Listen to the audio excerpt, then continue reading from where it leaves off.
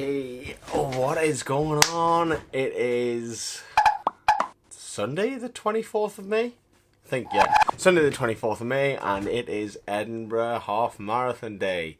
Or, well, it would have been if Corona hadn't have been in. So the half marathon was meant to take place today. I was signed up for it. I was going to use it as a sort of like a milestone in my training for my full marathon.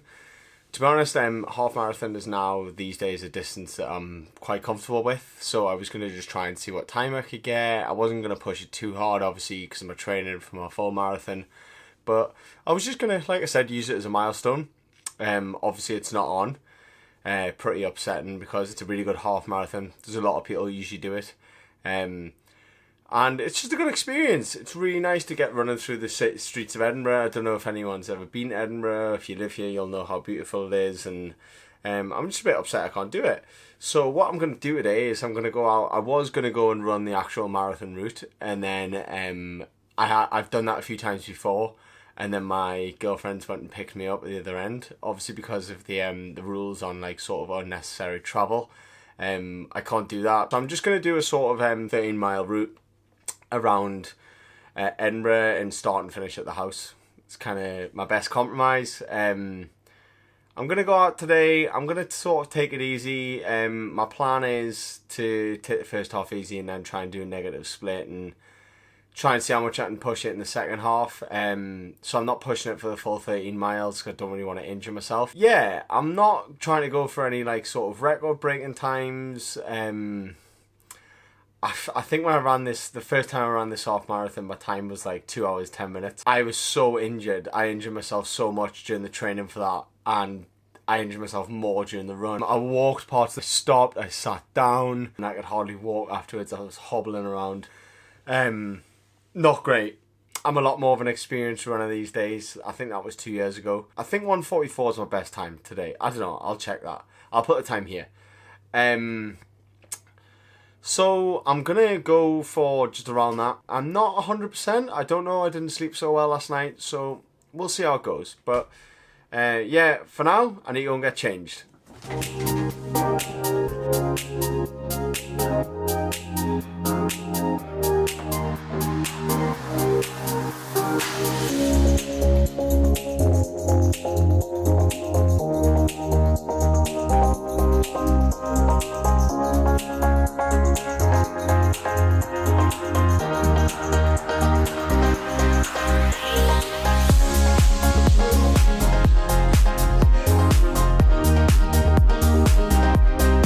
That's the first bit of sunshine.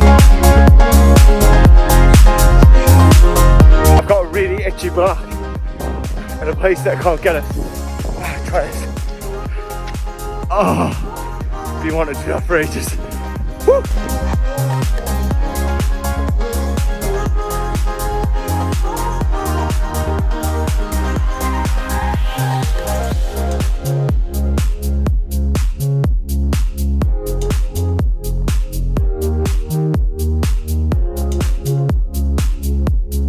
And that's it. I'll see you inside. Whew. Okay, so all sort of showered, ready, stretched after that run. I feel so much better now than I did going out. I felt a bit groggy going out. I don't know, I just wasn't feeling that up to it today, and then I got running, and as it always is, felt really good while I was running. But saying that, like after like about 3 or 4 miles, I was like, yeah, this is really good. I feel calm, feel strong. And then after like, I don't know, 7 or 8 miles, I started to like feel a bit of burn, and like my legs were tired because I did like a sort of tempo 10-mile run on Friday 2 days ago, and like I was starting to feel out my legs, and I was like, oh god, I might not be up for this, and I started getting a doubt in my mind, and it was awful. But when it got to like 10 miles and especially 11 miles, and I was like, right, I've got 2 more miles to go, I just kind of put my foot down and I started feeling good again, kind of got that second wind, felt really good. My time on Strava was saying 1:41, but when I stopped the run, it said 1:39. I think that's because a lot of the running segments that you've just seen, I have to stop, go and put the camera down, run back, and then run back past the camera, and then run back to the camera.